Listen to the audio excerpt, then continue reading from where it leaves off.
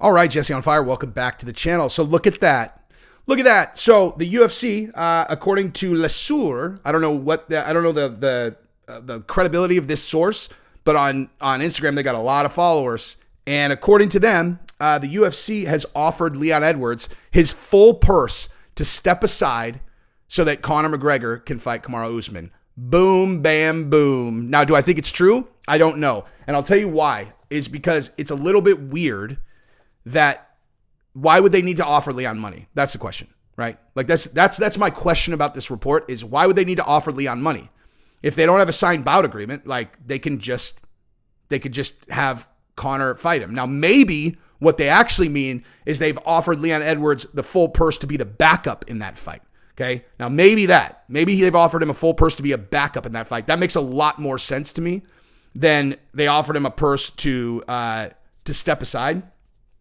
But either way, this just goes to show you guys what this business is about. Like I've said a million times, dude. I mean, this bottom line, let me just put this in perspective, okay? Like you're running like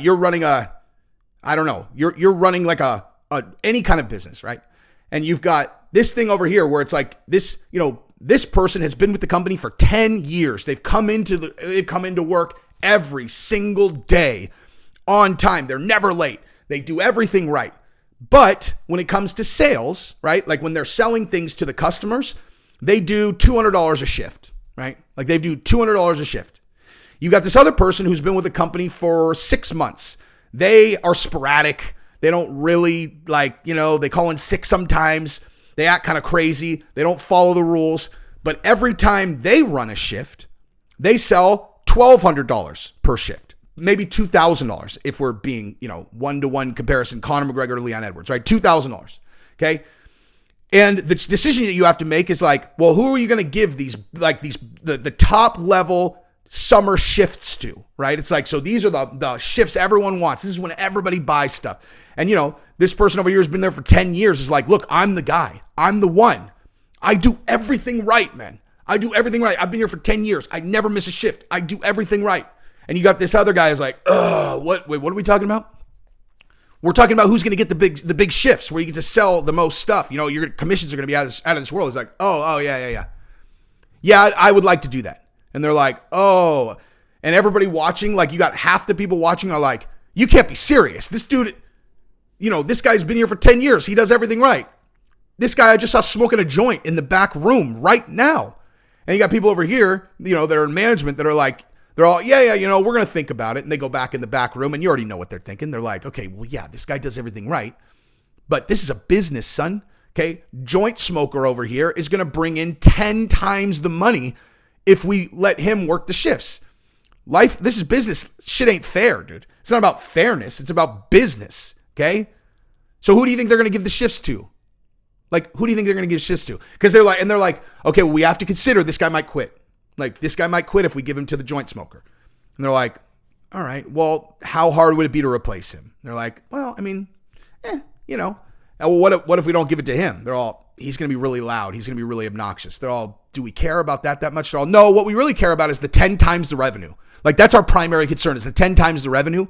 So, what are we going to do? They're giving the shifts to the joint smoker, dude. We're giving the shifts to the joint smoker because they know that the customer is not going to stop shopping at the store in the UFC's case. You think they're going to stop shopping? They're like, they gave Conor McGregor the title shot over Leon. Of course they're not going to do that. The reason they know they're not going to do that is because of the numbers, right? Like people will go online and they'll say their things. They'll be like, it's ridiculous that Leon Edwards is getting passed over again. It's ridiculous, right? But Conor McGregor's the biggest star in the sport. And what happens if you don't give Conor this fight? He goes out, he fights someone else and he loses. Okay. Then this fight goes away. And this is a blockbuster fight, an absolute barn burner blockbuster fight. It will do bananas numbers to give Conor a title shot at 170. Insane numbers. Okay. So what do you think they're going to do? Like, what do you think they're going to do? Again, the question is, why would they have to give Leon Edwards money to step aside? The only thing that could mean is that Leon Edwards is being offered to be the backup for that fight. And that's probably really pissing him off. Can you imagine? Do you imagine if you're Leon Edwards, they told you that you're getting the next title shot? Now, technically, he was supposed to fight Masvidal next. Let's just say that. Technically, he was supposed to fight Masvidal next. Now, what I would do if I was a UFC This is exactly what I would do. I would offer Leon Edwards the Masvidal fight on the undercard as the co-main event for Conor versus Kamaru. And you say to him, you're like, listen, man, if you beat Masvidal, if you decisively beat Masvidal, you're a star. Okay. Your problem is you're not a star. Like, we've given you blueprints. We've told you how to handle social media. You don't do it. Like, we get it. You're an introverted guy. We respect that. You're a great fighter, of course. But look, this is business, man. If you don't want to do it with social media, if you don't want to do a bunch of crazy stuff, if you don't want to go pull stunts, if you don't want to do that stuff, if you don't want to promote yourself, Conor is the best self-promoter of all time. That's why he's getting this fight. If you don't want to do that, you have to do it another way. And the only way to do it is to beat it out of someone else. So we're offering you the opportunity to do that. Now, we gave that to you with Nate Diaz. Unfortunately, you didn't try to finish him, and Nate caught you at the end of the fight. Nate is touched by an angel, and even though he lost, he actually won. We get it. So we'll give you that opportunity again. Don't you want to make this better? Don't you want to make it better that Masvidal pieced you up in front of the whole world? Like this, we can hype the shit out of that fight. We can make you into a star with the hype for that fight, and then you go take it from Masvidal, and boom, you're a star. That is exactly what I would tell Leon, and I would tell his people. I would pay him the same amount as if he was getting a title shot, right? Like, so I'd pay him the escalated to incentivize him to take it. Or maybe just, I don't know, I think he was getting $1 million to fight. Whatever, just pay him enough. He fights Masvidal. Conor fights Kamaru. Boom, done. And then you put nothing but nobodies on the rest of the card. Like you do nothing but 10-10 guys on the rest of the card because everyone's buying that fight.